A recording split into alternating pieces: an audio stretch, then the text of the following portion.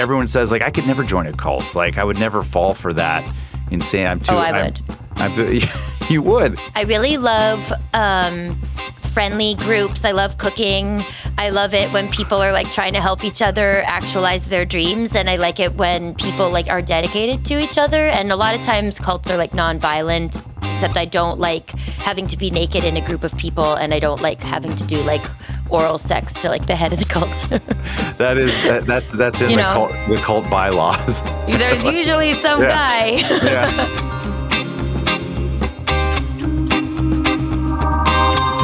Ladies and gentlemen, welcome to SNAFU, the show about history's greatest screw-ups. I'm Ed Helms, and more specifically, this is a show where we look at mishaps from history and wonder, what does this say about humanity? And I always bring along a very exciting guest. Today, I'm joined by one of my dear friends. She's an actress, a writer, a comedian. She's been in so many incredible shows and movies, like it's borderline annoying. Just to name a few: Obvious Child, Zootopia, Gifted, Everything Everywhere All at Once, an Emmy nominee for Dying for Sex with Michelle Williams, an Oscar nominee for Marcel the Shell. She's the author of 2 fabulous books, Little Weirds and Life Form, and she recently launched her own podcast called I Need You Guys with Gabe Liedman and Max Silvestri. Please welcome the amazing Jenny Slate. Hi, Ed. Hello.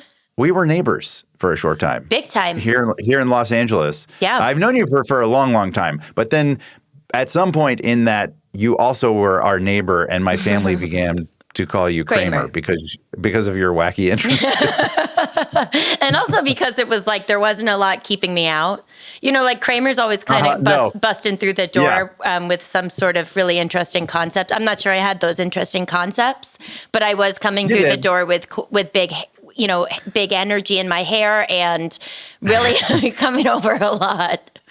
and it was a full open door policy for Kramer Slate to just come on in whenever she wanted. I miss those days. I do too. I really do. And I will say that I feel that we're making up for it, as we were talking about earlier, by the fact that we now have become people who celebrate Thanksgiving together, not in Los Angeles at all. But it's just like something we do. And it's really, I love it so much. I just love it. Yeah. Me too. I'm very grateful for that. Yeah.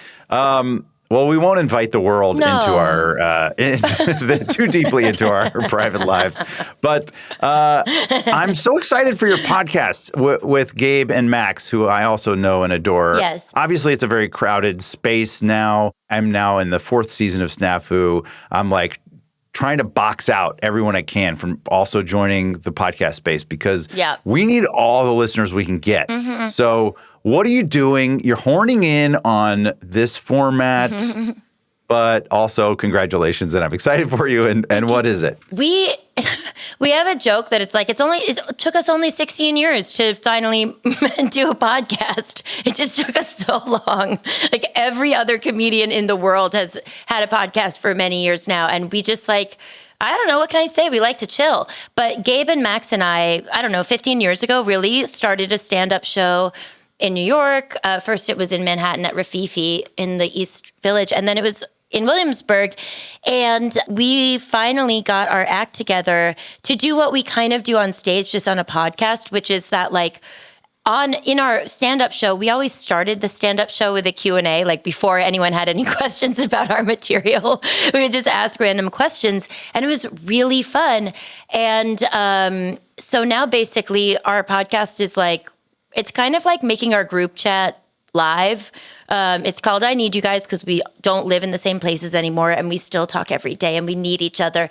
So we'll bring questions to each other about our lives, and then we have a friend, usually it's a comedian, come and answer like an etiquette. It's like, I'm not reading copy. I don't need to, misspeak. Like a question about etiquette. It's etiquette. Etiquette. So just so our listeners know, this podcast is out. It is out. And you can get into it right now. Yeah, it's really fabulous. It's kind of like sitting at a dinner table with friends. It's just a nice, easy, funny, easy listen. All right, are you ready to snafu? I'm ready to snafu. Let's do it. We're going to jump into this. We're going to venture all the way back to 1791.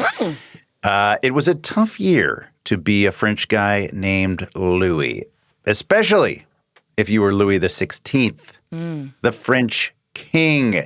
So today's topic is the French Revolution. Now, I'd love to cover the whole thing, but that would take at least 10 podcasts and like a gallon of espresso and a PhD in guillotine technology. So instead, we're going to just zoom in on this one really tiny but absolutely bonkers episode within the French Revolution, the royal escape attempt that went spectacularly wrong. It's sneaky, it is suspenseful, and it turned out to be a massive turning point in the entire revolution. This is the flight to Varennes. Are you ready? Hell yeah, man. This is so cool. Yeah. I wasn't expecting to learn so much. And you know I love French stuff. What is it you like about French stuff? I love all the jewels that I just stole from the Louvre. I love the crown I got. I'm super bummed that I dropped that other crown, but I love like the necklaces and stuff. All right, a quick crash course on the French Revolution before we get to our main event here. It all started because France was basically broke, the peasants were starving, and the monarchy was still out there throwing lavish parties. Picture an episode of Secession where they all go to a rave in powdered wigs. So the French people were just finally like, enough. This is enough. And they stormed the Bastille, and they decided maybe government shouldn't be run exclusively by rich douchebags. A good policy. I feel like that. I mean, have any rich douchebags like historically have any of them nailed it? Not that I can currently think of. No one's coming to mind right now. It's rough. Yeah, it's rough out there for the populations run by rich douchebags. It's not great. We'll cut to a couple of years later, and the revolutionaries have taken power, and King Louis XVI, Marie Antoinette, and their kids are basically grounded. They're under house arrest in the Tuileries Palace in the heart of Paris. And the revolutionaries are frantically trying to reinvent their entire system of government, which is no small task. Marie Antoinette, of course, famous for the phrase, "Let them eat cake." Darn it. Which is a very rude thing to say when people are starving and they can't get bread. I know, but I don't think she said that. She didn't. No. You're right. I read this book Slate. that says that she did not say that. You know, she didn't say that. She didn't say it. Yo, she didn't say that. If you're going to come at me like that, like, she did not say that. Like, check your facts. I'm so sorry. I was going to be all smarty pants and be like, but she didn't. And you jumped on that. And kudos to you for knowing that. It originally appeared in Jean-Jacques Rousseau's Confessions, which he wrote in 1766. Marie Antoinette was 10 years old, and she was living in Austria. So obviously, she didn't say it. Come on. So it's early 1791. This is before the revolution had gone full, just like guillotine, chopping everybody's heads off. And France is now experimenting with this brand new idea, the constitutional monarchy, where the king will share power with the population. And spoiler alert, King Louis did not like this. He was not a fan. The people were rising up, and he was feeling very threatened by all of this. So by June of that year, the revolutionaries were finishing up their shiny new constitution, codifying all of this. And King Louis, ever the people pleaser, was out there pretending to be totally chill about it. He was like, yeah, let's have Parliament run things. I'll just be like a figurehead, a decorative monarch, a bit of just a human chandelier, if you will, hanging over France. And this, of course, is right after the actual American Revolution. Mm-hmm. And it just raises, I don't know, it raises this interesting philosophical question for me. Like, oppressed people very often rise up they reach a breaking point and they rise up, and then they either choose, as the sort of American Revolution and the French Revolution, that option was democracy or like a representative government, like down with these bully kings, or the other option is an oppressed population will sort of like rise up and elevate a strong man who is essentially a king of sorts. And Why do you think that happens? I think the strongman version is actually more common, and it speaks to like something in the human condition. Is freedom too messy? Is it too complicated? Is it too scary? You know what I think it is? I mean, not to be like so self-serious, but I actually think it has to do with like fear and trauma. The American Revolution, it's like a lot of those people were like wealthy landowners who were like, we don't want King George, like we want to do our own thing. They weren't really like we the people rising up. Like they were like wealthy, and then they took like their education and their wealth and they like made a democracy. But like, if you're just like traumatized and frightened and you're starving, like, of course you're going to be like, dada, and just like replace a bad dad with what seems like a good dad. Like, just one thing at a time. Let's just get this guy, or, I guess occasionally a lady, but it's like always the men. Get this guy out of here. And like, I think I think new dad is actually going to be like nice dad, I don't know. That's my take on it. But I'm a professional clown, not a historian. That's just how I feel. I think that's a very, very sharp take. Well said. King Louis, at this point, he's kind of freaking out, and he's kind of stuck in the middle, pretending everything's fine and pretending like he has value and has power, but he's seeing it all slip away. So he's feeling threatened. Also, he's feeling like his life and his family are very much in danger now in the middle of Paris. So he hatches this plan. They're going to slip out of Paris. They're going to meet up with loyal troops near the border and stage a royal comeback. But first, they must escape Paris. And thus begins the flight to Varennes. Wow. Okay, can I just ask, like, during this time when they're stuck in there, is he still, having like 3 glazed gooses a day? You know what I mean? Like, is he still having those like crazy elaborate meals and, wearing the stuff? Just like doing all that stuff? Is he still just like all procedures are still those like 3-hour baths or whatever, Yeah, a 3-hour bath with 3 glazed gooses. Yeah. My sense of it, and keep in mind, I'm very much falling into the amateur historian category, but my sense of it is that this is a scaled back version of that. So in Versailles, it was a mess. Like, it was so decadent, the parties, all of the insanity.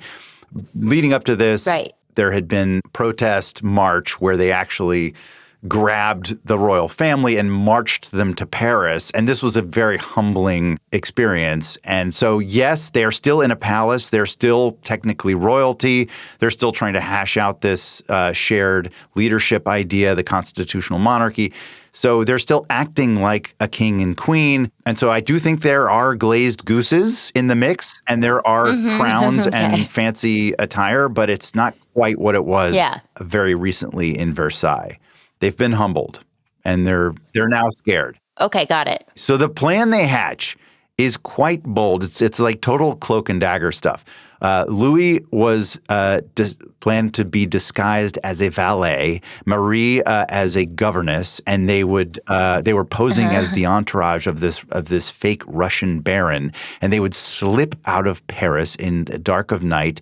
Then, of course, link up with their loyal troops and spark a royal comeback. This is in theory a flawless plan, but in reality, it turned into a train wreck, or as we will soon see, a carriage wreck of sorts. This elaborate plan, it's very, like I said, it's cloak and daggery. It starts to fall apart immediately. The palace maid noticed the family packing, and it starts asking weird questions like, what's going on?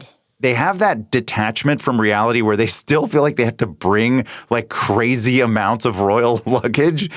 And oh my God, that situation where you're like so rich you don't know how to do anything. It's like, just get out of here, man. Yeah, just don't pack a trunk. You don't need your like silver bugle or whatever and like all your pantaloons. Like, just get out. I mean, the silver bugle might come in handy. You don't get a bedpan. You don't get a, what do they call it? The thing they go to the bathroom and you don't get the chamber pot. Yeah, there you go. You would have been such a better Marie Antoinette. Oh my God. This delays them like a day or two, and there are, as part of the plan, of course, there are loyal soldiers, or soldiers that are still loyal to the king that are supposed to meet up with them along the route, and they've been stationed in these villages. But when the king isn't showing up, they're just these soldiers in these towns, and that's raising questions. The peasantry is getting real antsy, and like, what are all these soldiers doing here? This does not feel chill. It kind of feels like the National Guard, like marching into like a normal city. Like, what people that are would be upset. crazy, Ed. It upsets people. That would be really disconcerting and wrong, and feel like maybe Yeah. it's illegal. We're waiting for a judge to say. I mean, don't know. yeah. I don't know. So that's the same vibe going on in these villages, and that wasn't the only delay. So it's finally time to skedaddle, and now the commander of the palace guard has decided it's the perfect time for like an hours-long chit-chat with the king. Fun fact. The commander of the guards was none other than the Marquis de Lafayette, who played a huge role in the American Revolution, and now he's back home. Oh, yeah, this is from Hamilton. Okay. Oh my gosh, I haven't actually seen Hamilton, but I guess I should know that just because of like history. I know You've never seen Hamilton? I don't go to a lot of plays. This is over. This is over. I know. I don't know why I admitted that. I swear to God, like I don't think I've ever been to a Broadway. Are you serious? Play. I'm taking it. Yeah, I was supposed to go see Waiting for Godot like 2 weeks ago, and our daughter got sick, so we didn't go. So you're still waiting to see Waiting for Godot. I don't know if he ever came. You're still waiting for him. I didn't know if they found him. But yeah, no, I just like for a while when I lived in New York and I was a student, I didn't have enough, like I didn't have the extra money to go to Broadway. It's time. And it takes time to do that I just stuff. gave up, and then I don't know. Anyway, the Marquis de Lafayette is played masterfully by David Diggs. Oh, cool. The Marquis de Lafayette is a fascinating, like he deserves his own podcast. He like basically went to America and was like, hey, George Washington, I'm here to help. I just think your whole cause is awesome. He was a major force in the American Revolution. Then he went back to France, and now he's sympathetic with the revolutionaries in France, and he's been put in charge of keeping an eye on King Louis. And of course, they have a very professional but fraught relationship because he's guarding him essentially from the mobs, but also from escaping or from. So anyway, they have a long chat, but it delays the escape even further. Now, despite all the delays, King Louis is still raring to go, and they sneak out down a back staircase of the palace. Ooh. And here's where just the sort of like cartoon missteps begin. Like this is where it becomes like Keystone Cops. So the original plan had called for fast carriages, right? They would get into like a little clump of carriages and be on their way. But this did not sit well with Marie Antoinette. She wanted to keep the family together, which is understandable. If they got separated, it could get scary. But unfortunately, this also changed the entire journey because they wound up in this enormous carriage. So the coach itself was a loaner from Axel von Fersen the Younger, who happened to be, this is debated, but many think he was actually Marie Antoinette's dashing Swedish lover. Whoa. What is documented is he sent her tons of flowers over the years. We have an artistic rendering of Axel here. Let's take a gander at this guy. Let's see this guy. Ooh. Oh, wow. Look at those peepers. Yeah, right? You mean... What? Yeah. I'm not sure. You're not buying it? I think the person that painted his picture did a pretty weird job. He looks like, you know, when sometimes people wear those George Washington masks? Yes. Like they have George Washington.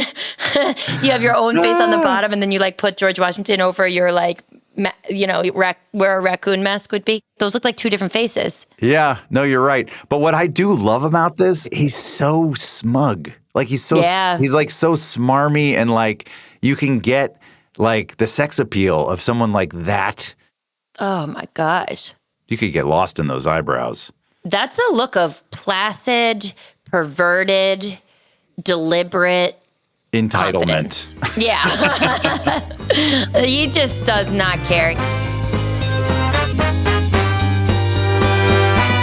this carriage was massive and extremely conspicuous. One historian called the paint job quite eye-catching, yellow and black. Or gold and black. And there were 3 bodyguards also dressed in jaunty clothes.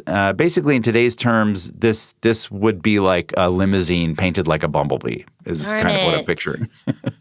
On top of the paint job, the carriage itself was so heavy that it required frequent stops to change horses. God. This is where King Louis got himself into even more trouble because King Louis believed that the people of Paris obviously were against him. The mobs were rallying, but he still thought that the country folk, the people out in the countryside, were royalists and supported him. So he would actually get out and start chatting people up and just kind of like being totally transparent. Like, what's up, everybody? It's your king. High five. This was not smart. And even when they were rolling along, apparently, he would like hang his head out the carriage window and just be like, "What's up? It's me, your fabulous king." He kind of felt like he was the Beatles in the 60s. And I don't know if this was savvy. This feels like ego getting in the way of good judgment. Gosh, what a dum-dum. Like whoever were his like devoted handlers must have just been like, oh my God, just try to keep him inside the thing. Yeah. Like, come on. He doesn't get it. He doesn't really get it, you know? I think there is something, like when we see that a lot of these tech titans today, that have so much wealth and so much power and access, their behavior does start to betray, like, you don't really know what's going on in the world, and you don't even really know how people behave anymore. Like, you're clearly detached from a sense of like normal decorum or just normal kind of like how people interface. Like no sense of like what sort of on the ground risk looks like in a social / relational way. Yeah. It's like, hey, whoa, like a lot of us would not do that. You shouldn't do that thing that you just did. Yeah. Really weird. Yeah. Really out of touch. The royal family was, to be a little more specific, they were heading to Montmédy, which is a fortress town near today's Belgium. And that is where Louis was hoping to, regroup and then negotiate safely with the French National Assembly. But when they reached their first rendezvous point to meet up with loyal soldiers who would hopefully escort them, no one was there, of course, because they had waited and waited, and things had gotten weird with the villagers, and the soldiers had left. It's definitely giving like Griswold family arriving at Wally World vibes. Just like nothing, there's nothing there.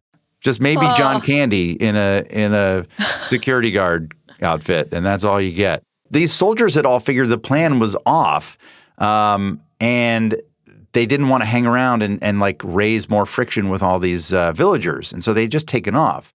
I personally don't blame them. That feels like they were in a very awkward position. And meanwhile, this giant bumblebee carriage had to stop and change horses yet again. And of course, Louis is out peacocking around, and naturally he's spotted by people who are recognizing him. And unfortunately, he's also spotted by people who don't actually support him. Wow. And they're bold, right? Like, I bet they're really, really angry. Also, where are they getting the horses? Like, where are they? Well, are there horse people that didn't leave? Yeah. Because it's like if the soldiers left, like it's super weird for the horse reinforcements to stay. Well, but horse reinforcement people, they're not going to raise any eyebrows. Like, that's just part of 18th century logistics, right? There's just always horses and people like taking care of horses. They're flush with horses. I get it, but it's just weird that if they're all on the same operation, why can't a horse person be like, wait, I know you guys like feel uncomfortable here, but just stay because he is coming.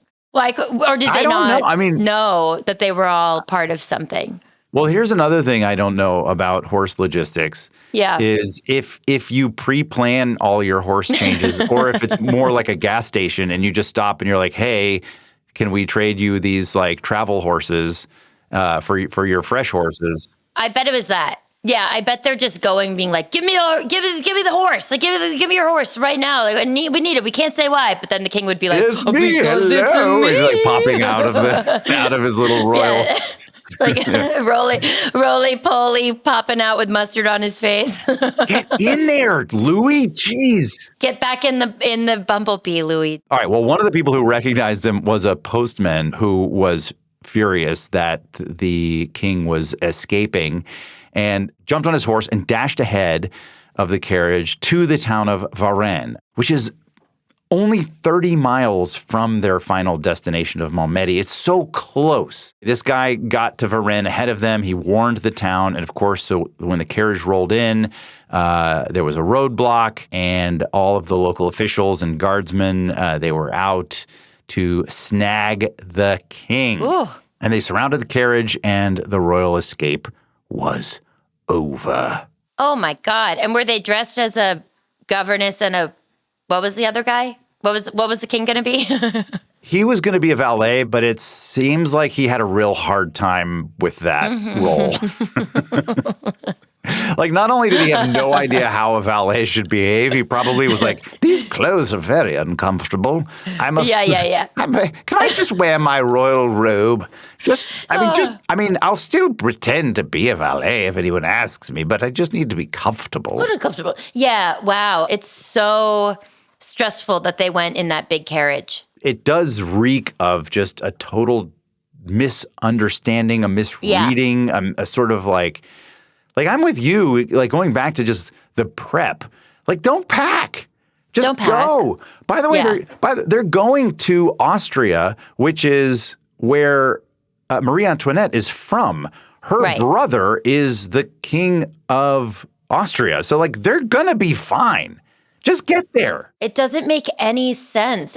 But you're right that it does make sense when it's like they're feeling fear, a fear that feels serious and that they're probably not used to feeling, but they can't exactly make the sort of cognitive leap, like the understanding to realize that fear is also because a context has completely changed and they're still operating in the old context. And that is really... That's kind of like a lesson for all of us. It's like sometimes you actually just have to do a bunch of really new stuff. Like, just drop it and go. Yeah. Just don't do any of your old stuff. Oh, you are so on point. And you're actually giving me terror chills right now because I keep having this feeling that America is changing and it won't ever change back. We're not, it's not going to be chill. We're in this weird, it feels like the storm clouds are gathering, and they're just not going to go away.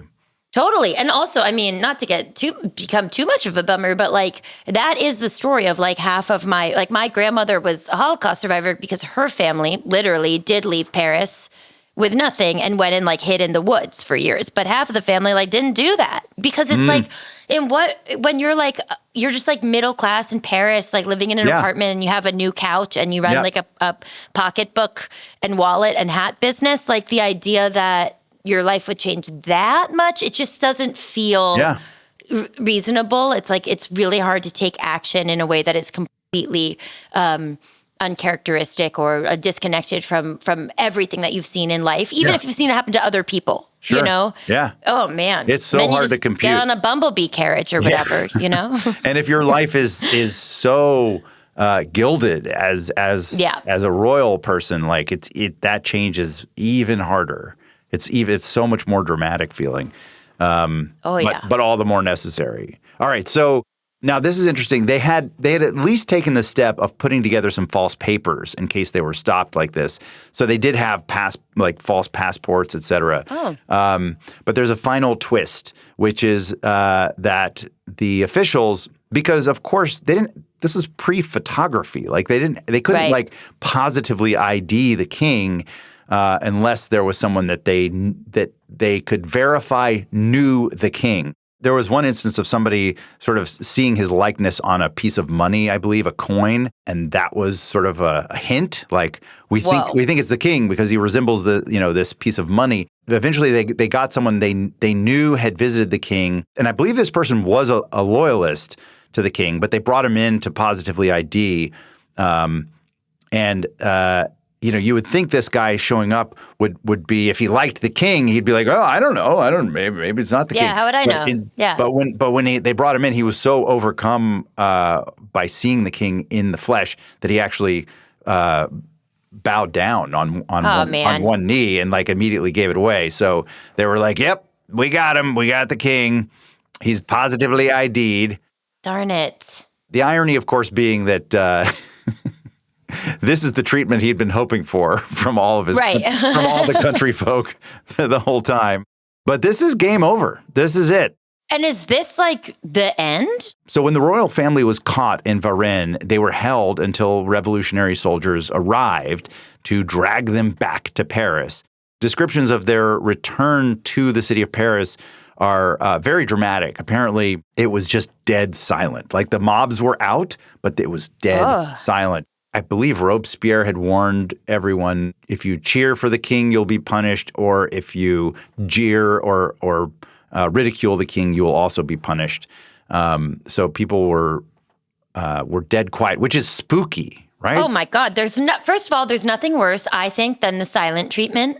It is such an insane power grab. It's absolutely so humiliating and obviously impossible to decipher, except for that something is wrong. And then to have everybody, like all of Paris.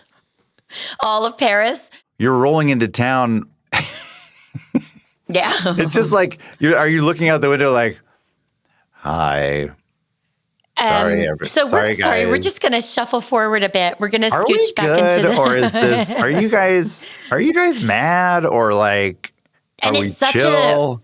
Such a message of control. Like if you're, trying to say like, the power should belong to the people, and the people who are so impassioned are able to also control themselves and agree amongst themselves so much that they're all deadly still and quiet.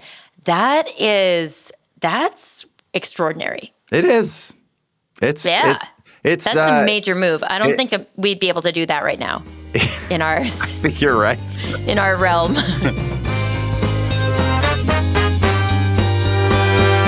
A group of royal supporters at this point were trying to kind of like spin the story to help the king save face.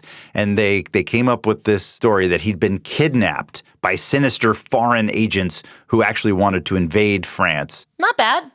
I mean, it doesn't seem like that's what happened. Yeah. And it's a good try.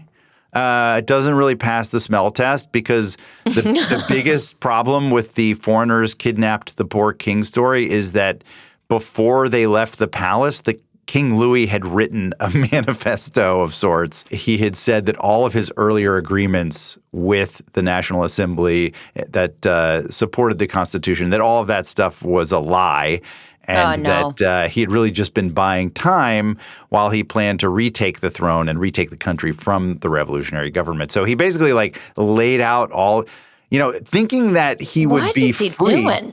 Yeah. Well, he thought he was escaping, and so he basically was leaving his kind of like thoughts behind so that people would understand, and that hopefully maybe he might rally some support, I guess. And he thought he would be coming back from a position of power to say like, hey, I'm here. It's time to negotiate with me.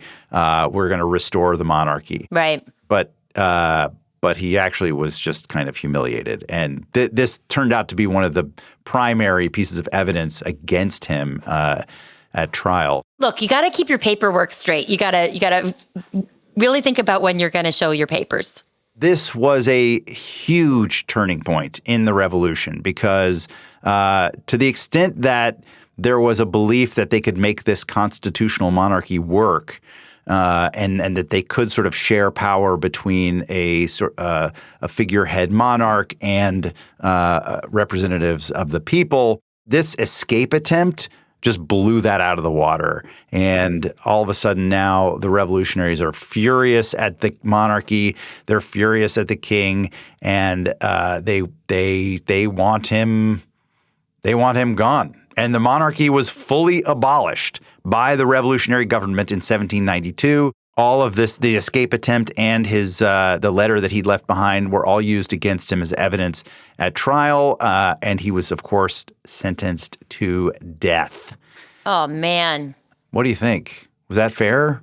I don't know. I don't like the guillotine is really, really gross. Yeah. It's really, really gross. You know, not my choice. Not my choice. Death penalty. You know, the interesting thing about the guillotine is that it was invented by someone opposed to the death penalty, and because their main beef with the death penalty is how inhumane it is. And the thought was that the guillotine was the most humane way to kill someone because it's so clean and fast.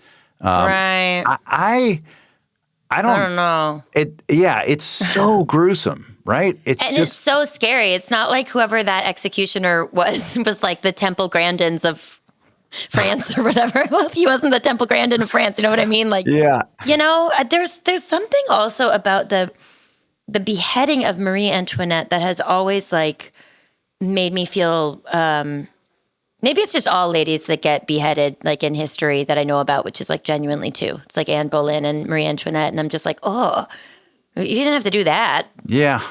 Yeah, it's like real put her somewhere else. Get her out of here. You know, if you don't like her, but like, ugh, I don't. It breaks my heart. Yeah, it is upsetting. I think even like wherever you stand on the death penalty thing, like, did they deserve that in this moment? But it was, I think, for the revolutionaries, such a symbolic gesture of like death to not just these particular people. It was death to monarchy as a concept. Yeah. Like we are removing this. And of course, we're just like nixing the bloodline. We're making it permanent.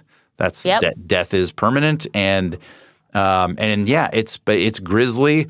This is not me defending it. This is me just trying to get into the heads of these of the revolutionaries. Of course, it also is a very slippery slope because this led to Robespierre's infamous Reign of Terror, where thousands of people were just like unceremoniously beheaded.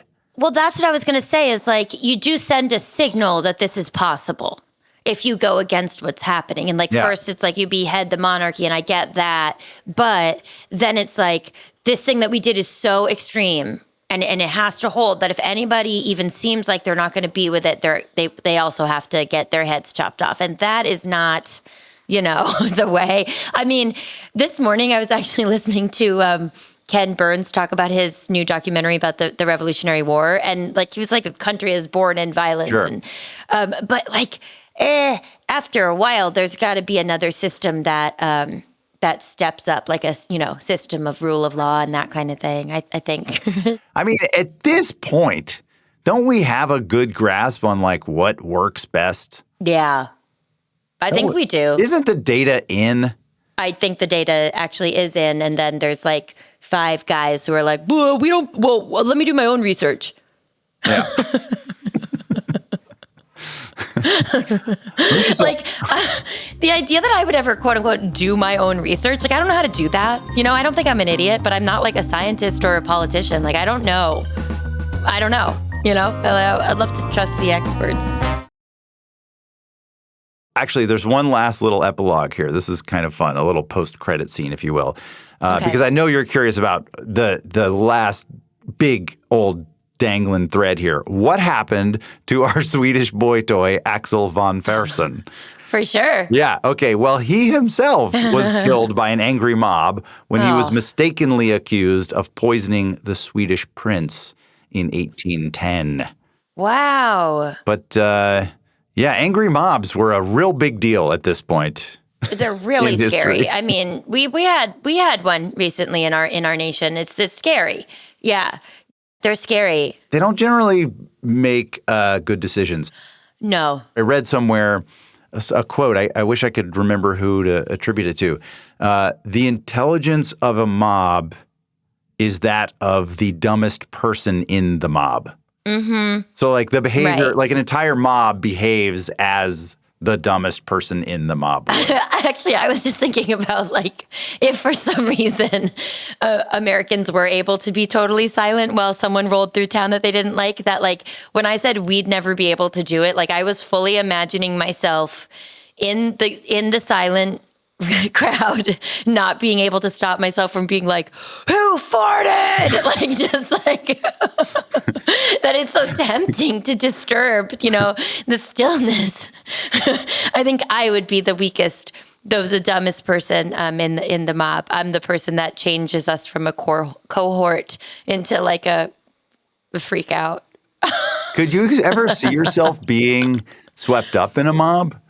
I think it's like one of those emotionally. I feel like it's one of those things that we all think like it's sort of like cults, right? Everyone says like I could never join a cult, like I would never fall for that insane. I would. You would. I don't think I would be in a mob because I don't consider myself to be like an impulsive person, and I don't have like a sort of like the switchblade of a temper that just like comes out. But I really love friendly groups. I love cooking. I love it when people are like trying to help each other actualize their dreams. And I like it when people like are dedicated to each other. And a lot of times cults are like nonviolent. I used to have a stand-up bit about this actually, about how like I would totally get drawn into a cult because like I like all the things that they do, except I don't like having to be naked in a group of people, and I don't like having to do like oral sex to like a very, very elderly person who has a long beard, which I feel like they make you do, like the head of the cult. That's in the cult bylaws. There's usually some guy who's like, you know what, actually, a lot of the more interesting members of the cult are doing. This. But wait, why haven't you fallen into a cult then? There are lots of them out there. There are lots of great options. Hey, I've got a strong family, really great friends that are like, no, don't go in there. Good answer. I also think that you are a inquisitive person, and you're someone who like you're not only very intelligent and sort of like educated, and you've taken it upon yourself to learn about the world and learn about people, and I think that is some of the best armor against these kinds of groupthink or indoctrination of some kind.